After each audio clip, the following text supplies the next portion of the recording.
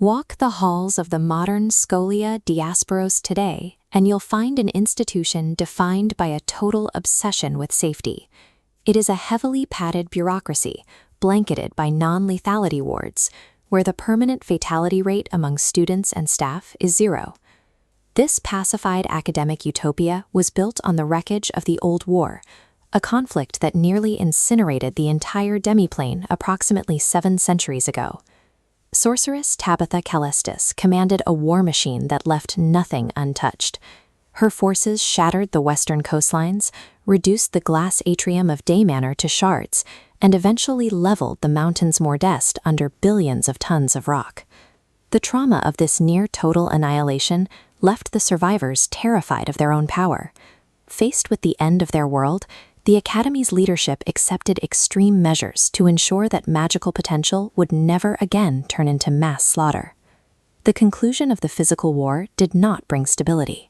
Instead, the Academy's central authority splintered into a tense era called the Warring Colleges Internecine.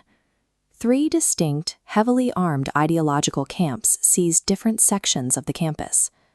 Because the infrastructure outside the Academy was largely ruined, these rivals were forced to share the same grounds, often converging for meals in a single crowded cafeteria. Historians call this a Cold War of curriculum. While the era recorded no permanent fatalities, the constant dueling in the lecture halls and the total gridlock in committee rooms threatened to destroy the school's ability to function entirely. The mages in charge refused to yield. This paralyzing vacuum of power proved that the egos of these warlords were incompatible with a recovering society, even when they weren't using lethal spells. The Academy's shadow government realized that to restore order, they had to break the pride of these rebellious archmages without sparking a new physical bloodbath. The turning point arrived with Ardeli Heller, the first dean of discipline. She proposed a solution that targeted the social standing of the mages rather than their lives. Heller weaponized humiliation.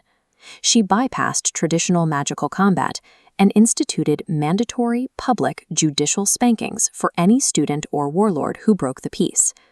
This discipline focused on public optics.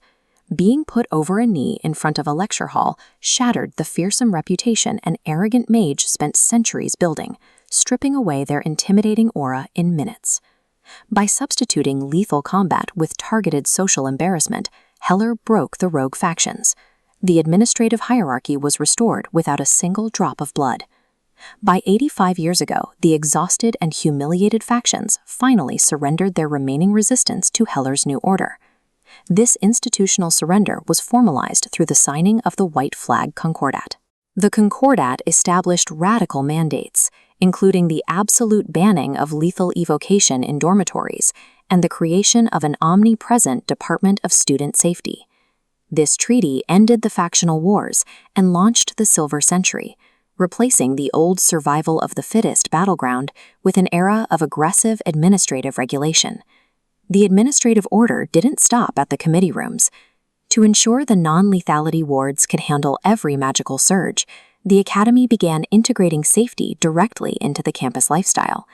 This meant burying the violent history of the Old War under layers of literal padding, domestic luxury, and extreme bureaucracy.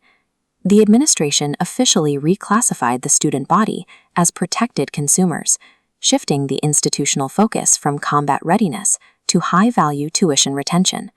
This safety-first logic manifested in a mandated aesthetic. Students were required to wear thick, padded garments to absorb the shock of magical accidents. Supplying this padding created new economic power players. The Diaparachnid Union, spider-kin weavers, secured a monopoly on the enchanted silk. At the same time, the drifters began harvesting interdimensional plastics to become the wealthy CEOs of new synthetic brands like Securicare and Tactitush.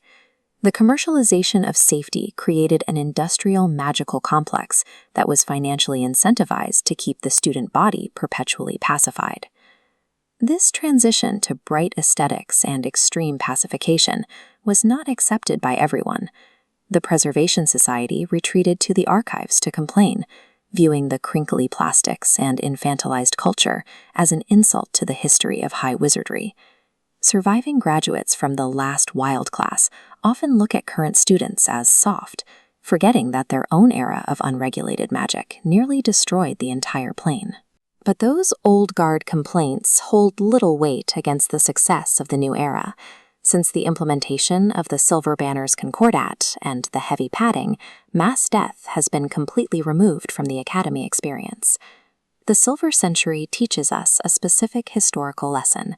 A society traumatized by absolute, unregulated freedom will eventually swing to the opposite extreme, happily trading its traditional dignity for the literal padding of total stability.